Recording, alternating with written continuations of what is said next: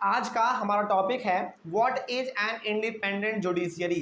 देखिए, हमने आपको बताया था कि जुडिशियरी जो है वो क्या होता है, इंडिपेंडेंट होता है। मतलब कि जुडिशियरी के ऊपर, कोर्ट कचहरी के ऊपर किसी का बस नहीं चलता है, किसी का कोई बात नहीं चलता है ना। वो बिल्कुल इंडिपेंडेंट है, आज़ाद है, उसको जैसे काम करना हो वो अपना काम करता है ना। इसी के बारे में हम लोग यहाँ पे पढ़ेंगे। देखिए लिखा हुआ है, the legislature and the executive can not interfere in the work of the judiciary. यानी कि लेजिस्लेचर और एग्जीक्यूटिव कभी भी जो है ना जुडिशियरी के काम में टांग नहीं अड़ा सकता है। फॉर एग्जांपल मान लीजिए, सपोज कीजिए कि कोई आदमी है ना जिसने कि किसी आदमी का मर्डर कर दिया। मान लीजिए एक आदमी है, उसने क्या कर दिया, किसी दूसरे आदमी का मर्डर कर दिया। तो यहाँ पे जो कोर्ट है जिसने मर्डर किया है उसको क्या सज़ा सुनाएगा? हो सकता है या तो 20 साल का सज़ा सुना दे या फिर उसको फांसी का सज़ा दे दे। तो इस मायने में कभी भी हमारा जो लेजिस्लेचर है ना, यानी कि हमारा एमपी एमएलए कभी भी कोर्ट के पास जाके नहीं कहेगा कि जज साहब आपने इसको मृत्युदंड क्यों दिया, या फिर हमारा पुलिस डीएम एसपी ये सब जो है ना कभी भी जज साहब को जाके ये नहीं कहेगा कि जज साहब आपने इसको मृत्युदंड क्यों दिया, क्यों दिया। ऐसा कभी नहीं कह सकता है। देखो, जो हमारे जज होता है ना हाई कोर्ट में, सुप्रीम कोर्ट में, वो बहुत ही नॉलेजेबल इंसान होता है, बहुत ही नॉलेजेबल इंसान होता है। तो उसको क्या करना है क्या नहीं करना है उसको पूरा नॉलेज होता है, पूरा आइडिया होता है ना। तो ये जो छोटे मोटे लोग हैं हमारे, जैसे लेजिस्लेचर एग्जीक्यूटिव, ये कभी भी जाके जुडिशियरी को नहीं कह सकता है कि आपने ऐसा क्यों किया, है ना। सबका पावर अपना अलग अलग है ना। चलिए आगे बढ़ते हैं। The courts are not under the government and do not act on their behalf. Court कभी भी जो है गवर्नमेंट के अंडर में काम नहीं करता है। इसीलिए तो कहा गया है कि कोर्ट जो है, यानी कि जुडिशियरी जो है हमारा, इंडिपेंडेंट है, किसी का बस उस पर चलता ही नहीं है ना। तो कोई भी गवर्नमेंट हो, चाहे स्टेट गवर्नमेंट हो चाहे सेंट्रल गवर्नमेंट हो, किसी का जो है बस जुडिशियरी पे यानी कि कोर्ट पे नहीं चलता है। और ऐसा भी नहीं है कि जो कोर्ट कहेगा वही हमारा जुडिशियरी करेगा, कभी नहीं। जुडिशियरी के मन में जो आएगा वो अपना करेगा, है ना। तो इसका मतलब ये हो गया कि हमारा जो जुडिशियरी है यानी कि हमारा जो कोर्ट है वो गवर्नमेंट के अंडर में काम नहीं करता है। वो बिल्कुल अपना आज़ाद है, वो अपना, उसका काम करने का तरीका ही अलग है, वो अपने मन से करता है। It is very difficult to remove the high court और द सुप्रीम कोर्ट जजेज फ्रॉम हिज और हर पोस्ट। जैसे मान लीजिए, सपोज मान लीजिए कि प्रेसिडेंट है हमारे कंट्री का, उन्होंने कोई क्राइम किया। सपोज कीजिए प्रेसिडेंट ने कोई क्राइम किया, और चूंकि भाई क्राइम किया है तो नियम कानून तो सबके लिए बराबर है।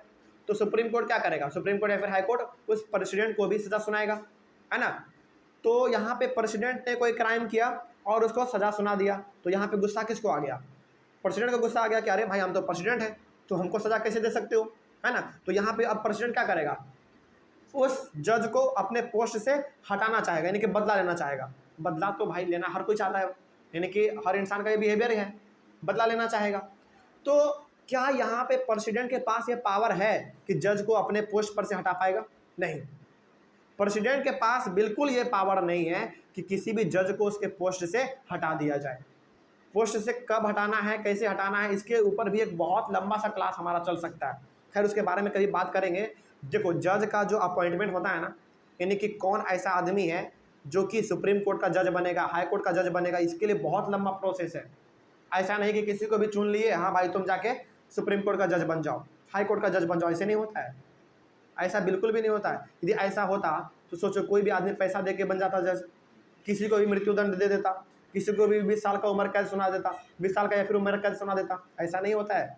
जुडिशियरी में कोई भी आदमी सुप्रीम कोर्ट का जज बनेगा या फिर हाई कोर्ट का जज बनेगा, कैसे बनेगा, इसके ऊपर बहुत ही लंबा प्रोसीजर है ना। इसके बारे में भी हम लोग कभी बात कर लेंगे। लेकिन फिलहाल अभी आप ये जान लीजिए कि किसी के पास पावर नहीं है कि हाई कोर्ट और सुप्रीम कोर्ट के जज को हटा सके। ठीक है, आगे बढ़ते हैं। उसके बाद judiciary plays an important role in ensuring that there is no misuse of power by the legislature and the executive. यानी कि इसका मतलब ये हो गया कि जुडिशियरी के पास ये पावर है कि वो चेक कर सकता है कि किसी प्रकार से लेजिस्लेचर और एग्जीक्यूटिव अपने पावर का गलत इस्तेमाल तो नहीं कर रहा है ना। यानी कि यदि गलत इस्तेमाल कर रहा है तो जुडिशियरी उसको फटकार भी सकता है, तुम ऐसा काहे कर रहे हो भाई, है ना। इस प्रकार का वो एडवाइस दे सकता है।